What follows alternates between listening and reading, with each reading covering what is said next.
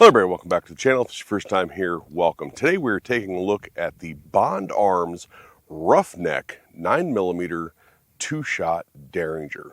Now I picked this guy up from my own company, Copper Jacket Arms. There will be details in the pinned comment if you decide to go check that out after the video. And I was looking for something that was, I don't know, something like a fun range toy, something to take out and just have people that come out with me every once in a while shoot and kind of have fun with. Well, that's not what I got. Now, don't get me wrong. This thing has a place. It definitely has a place in the industry. Guns like this do have a place in the industry. But like I said, I was looking for something that would be like a fun little range toy, something for people to kind of, have fun with when they came out shooting with me. And nobody has fun with this, including me. So that was a fail on my part. But that doesn't mean it's necessarily a bad gun. So let's talk about the Bond Arms Roughneck a little bit. So first, this is a 9mm two-shot Derringer made by Bond Arms in Texas.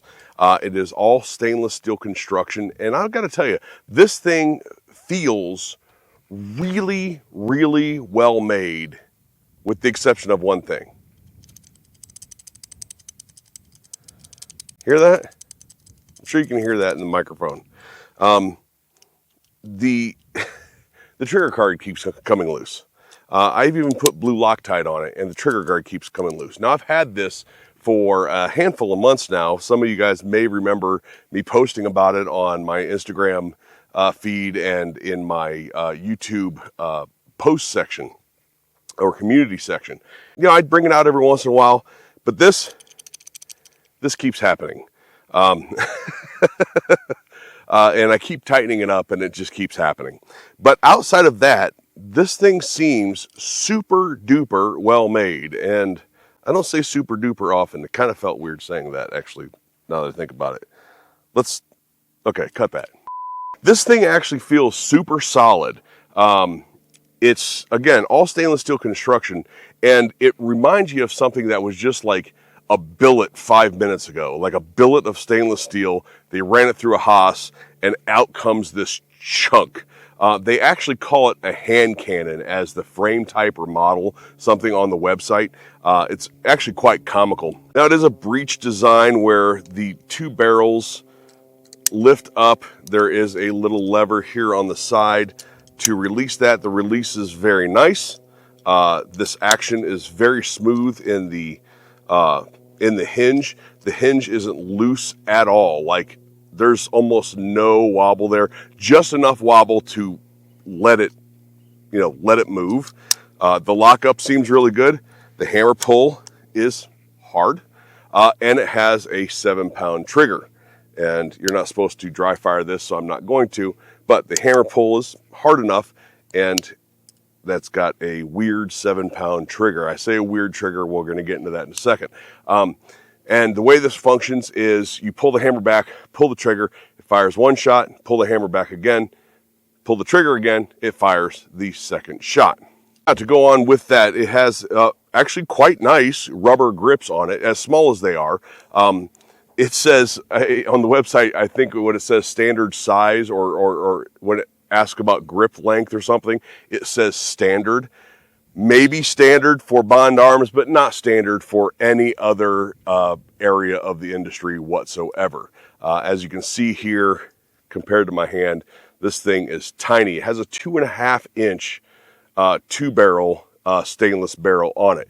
Very nice machining. It weighs about 19 ounces, is around 3 inches or something like that tall, and a bit more, 4 or 5 inches long. If I'm way off, I'll put the annotate it here on the screen. And it's got a slide bolt, a slide to the side, left and right, safety. So I am here at 21 feet. The website says with the 2.5-inch barrel, this is good from 1 foot to 21 feet. So I am at 21 feet, loading 2 rounds of brass case Wolf 115 grain, close the breech, and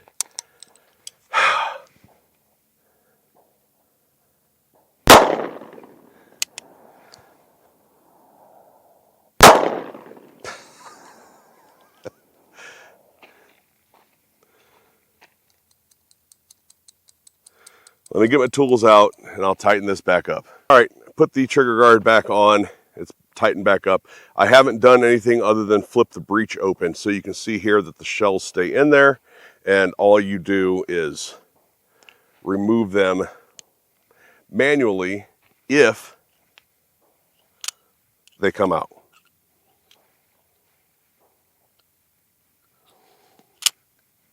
Half the time, they don't release. At 21 feet, I'm not hitting anything at reasonable accuracy. Let's try again.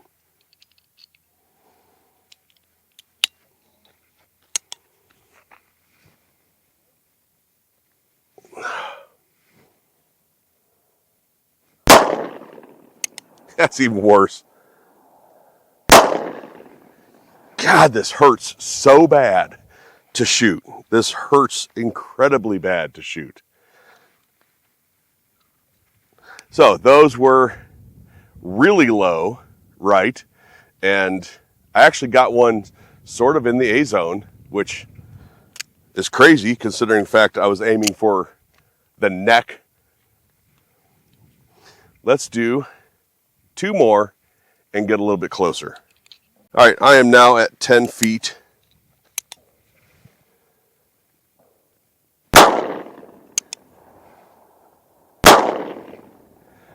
That's the only good shot. And damn, does that suck to shoot.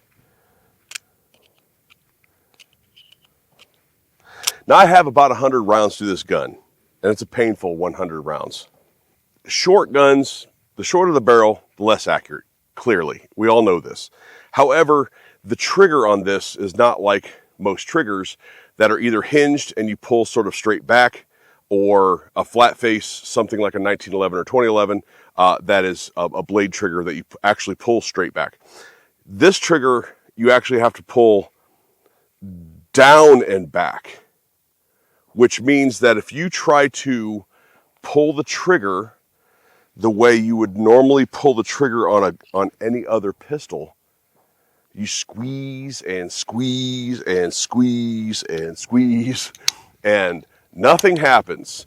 So if I get a nice high grip and get my finger up in the trigger guard and try to pull straight back like with a regular pistol,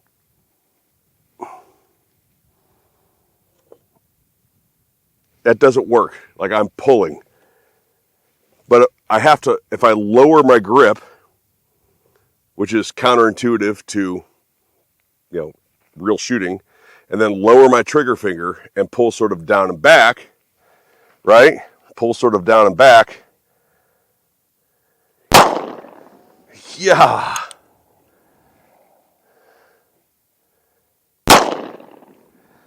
All right. That hurts the hand so bad.